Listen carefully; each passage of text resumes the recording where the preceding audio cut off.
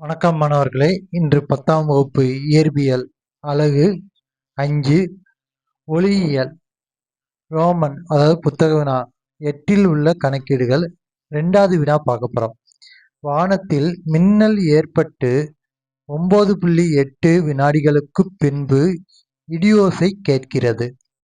காற்றில் ஒளியின் திசைவேகம் 300 மீட்டர் பெர் வினாடி எனில் மேகக்கூட்டங்கள் எவ்வளவு உயரத்தில் உள்ளது?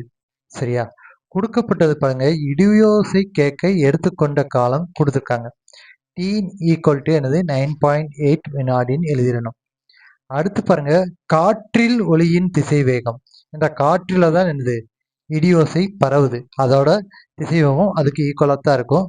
அதனால என்ன செஞ்சிருக்காங்க, v ஈக்குவல் டு 300 பெர் வினாடி அப்படின்னு எழுதிட்டோம்.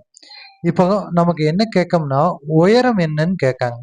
அப்போ நான் இங்கே கொடுத்துருக்க திசைவேகம் இருக்குல்ல, திசைவேகத்தோட ஃபார்முலா என்னன்னு பார்த்தீங்கன்னா கடந்த தொலைவு t பை காலம். சரியா, இப்போ கடந்த தொலைவு தான் நமக்கு தேவை.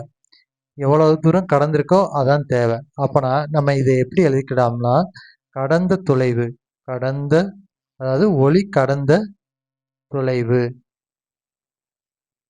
சரியா, டீனே வச்சுக்கலாம். டி ஈக்குவல் டு இதுதான் நமக்கு தேவை. இந்த பக்கம் இதை கொண்டு போனால் என்ன ஆகும், திசைவேகம் வின்னு இருக்கு. சரியா, இண்டு என்னது டி, அதாவது திசைவேகம் இண்டு காலமாக மாறும். திசைவேகங்கிறது என்னது நமக்கு கொடுத்துருக்காங்க 300 இண்டு காலம்ங்கிறது எவ்வளோ வினாடி ஆகுது அப்படின்னு நமக்கு தெரியும், 9.8 வினாடிகள். இது ரெண்டையும் நம்ம பெருக்கணும்.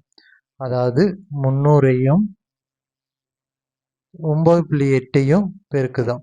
இதுக்கு என்னது 8 இன்ட்டு 0 0, 8 இன்ட்டு 0 0, M3 24.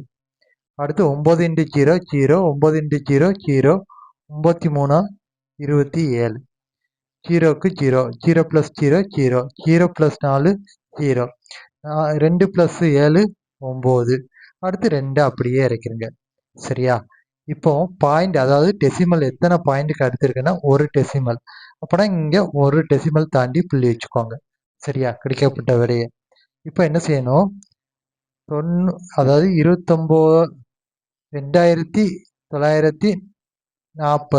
அப்படிங்கிறத எழுதிடணும். சரியா, கடந்த தொலைவுங்கையில எதில் அதோட யூனிட் என்னது மீட்டர்னு போட்டுறணும். மீட்டர்.